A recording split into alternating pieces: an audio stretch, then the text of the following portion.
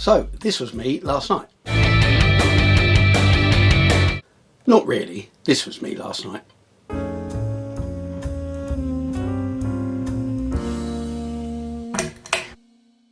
So, in true rock and roll style, I was to bed early and I was reading this book by Daniel Levitin. It's called This Is Your Brain on Music. Now, I learnt something very interesting in here, and that is the word earworm, in reference to a song that gets stuck in your head, comes from the German Earworm. Now, apologies to any German speakers for my pronunciation. Now, I think most people have experienced an Earworm, or a song that gets stuck in their head all day. Apparently musicians are more susceptible to it than non-musicians.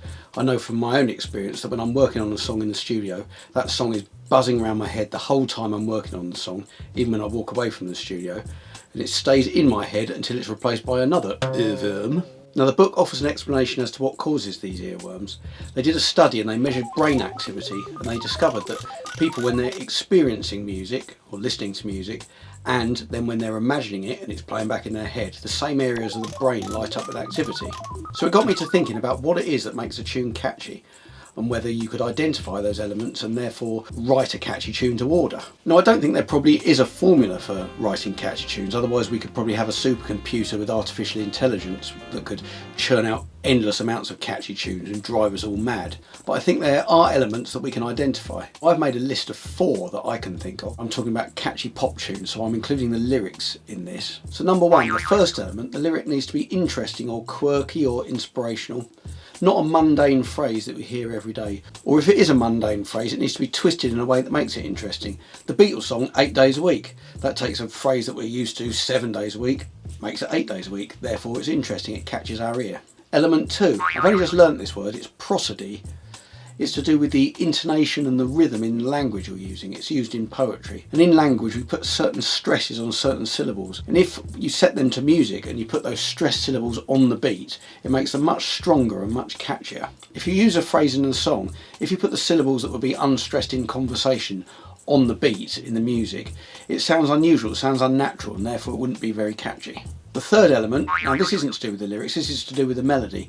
There needs to be tension and release in the melody. You get tension in a melody by playing a note that's not in the chord that it's being played over, so it feels like it needs to move down to one of the notes that is in the chord and resolve. So you get the tension with these notes that aren't in the chord, and then they resolve into notes that are in the chord. That combination of tension and release can make the melody catchy and interesting. The fourth element is repetition. The fourth element is repetition. The fourth element is repetition. So element number 4 is repetition. Now, this can be either in the music or the lyrics. It used to be much more common in lyrics for the same phrase to be repeated over and over again to make up the chorus. That's not so common these days, although it still does happen. There needs to be repetition for either the melody or the words to get stuck in our head, so by the time we get to the second chorus we can remember it. So according to Wikipedia, the top 3 earworms that are identified when they were testing people on this are number 1, Bad Romance by Lady Gaga.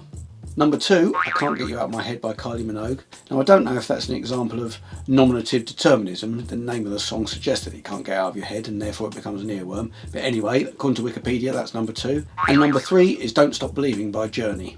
So rather than using those 3 songs as examples to try and work out the elements that make the melody catchy, I'm going to use 2 of my own songs.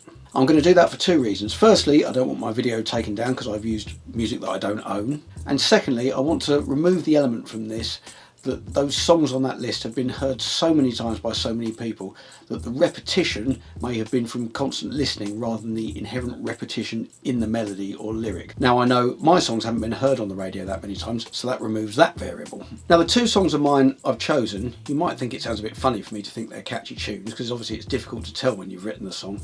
But these are tunes that I've played either the recordings to people I've played live, and there's people I know have never heard the song before and they're singing along by the second chorus, so there must be something about these songs that are catchy. So the 2 songs of mine I've chosen, the first one is called What Did You Do? Now here's a bit of it. What did you do? What did you do? What did you do? Something's changed the way I look at you. What did... The first element I identified was that the phrase needs to be interesting or quirky or inspirational. So the phrase is, what did you do? Something's changed the way I look at you. I don't think the phrase as of itself is interesting, apart from in the context of the song. So the song is about meeting someone in adulthood that you find attractive, and then you discover you were at school with them and you can't believe you don't remember them, or you didn't find them attractive at school. So the second element I identified was the prosody of the line. Now I think this line, it's a rhythmic line even before you set it to your music. So there's rhythm in the phrase, what did you do? There's also alliteration in the line. So the third element, the tension release in the melody, let me demonstrate on the guitar. Now this is in D, and the tune is... So it starts on the note D over a D chord, so there's no tension there. And then it goes up to the E, there is tension there because that's not in the chord of D. It wants to resolve. It resolves back down. And then the chord moves to the 4 chord, the G. And the note is an F sharp, which isn't in a G, it gives you this sound. Again, that note at the top wants to resolve either up to here. So you've got tension on the 2 syllables that are alliterative. What did you do? And the fourth element of repetition in this, that line, what did you do, is repeated, the same lyric with the same melody, it's repeated 6 times in each chorus. So I think all those elements put together is what makes this catchy and why people are able to sing it by the second chorus. The second song of mine I'm going to use is called I Should Have Been a Cowboy. I guess I should have been a cowboy. I could have played those cowboy songs. Everyone could come and see me. Maybe they'd sing along. I guess I should have been a cowboy. Now the first element I identified about an interesting phrase. So the chorus starts, I guess I should have been a cowboy. I think it's immediately an interesting phrase. It conjures up a mental image of a cowboy. Why does the singer in this song want to be a cowboy? Secondly, the prosody of this line is a very rhythmic line even before you put it to the music. I guess I should have been a cowboy. There's stressed syllables, I've put them all on the beat. If I'd have put the unstressed syllables from the phrase in the music, it would have sounded something like, I guess I should have been a cow. And it doesn't work. It doesn't sound conversational. It doesn't sound natural. Therefore, we wouldn't hook onto it. It doesn't sound like something we'd hear in everyday life. The third element I identified, the tension and the release in the melody. Let me demonstrate that on guitar. Now this is in E, this song, and the chorus starts on the 5 chord, which is B major, and the melody note is G sharp, which is the 6th of the B major. So it gives you that sound, and that melody note feels like it wants to resolve to one of the more stable tones in the chord, which is what it does. So the tune goes so over this chord, and it resolves as we want it to. So then it goes past that note, but sits comfortably to this note. Again, that note wants to resolve down to either here or up to here, but instead of it resolving, the chord changes, and that note resolves by playing over a chord that it sits with more comfortably. So it's that tension release that helps make it catchy. So the fourth element, repetition. Now this doesn't repeat in the same way as the last example. The last example repeated the same lyric over and over. This does repeat the lyric, but halfway through the chorus, but it does repeat the melody. So by the time that lyric comes back halfway through, you've already heard that melodic phrase 3 times. So I'm going to put myself on the line here. I'm going to try and use these elements that I've identified and try and write a catchy chorus. Now, whether this works or not, I don't know, but I'm going to give it a go. I've come up with a lyrical phrase. The lyrical phrase is, you're going to go and get gone. Now, it doesn't make a lot of sense, and I probably wouldn't use this in a proper song.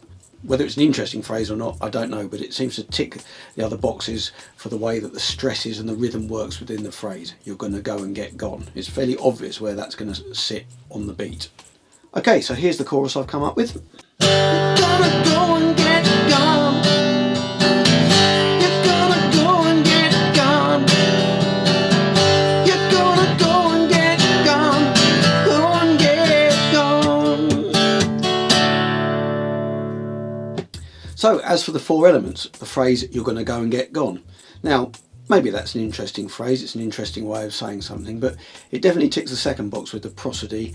It's rhythmic, it's obvious where the stresses are, they sit on the beat, and intentionally I made it alliterative. It's got the gonna go and get gone. Now melodically, it starts on the 4 chord, goes to the 1 chord, first inversion, the 2 chord, it repeats that over and over, and the melody. So the first note of the melody provides tension, till the chord changes, then it resolves. Then it changes again, giving us tension, And then when the chord changes, the melody changes again to the 7, giving us more tension. So it's not resolving at that point. And then intentionally on the last line, I resolve it to...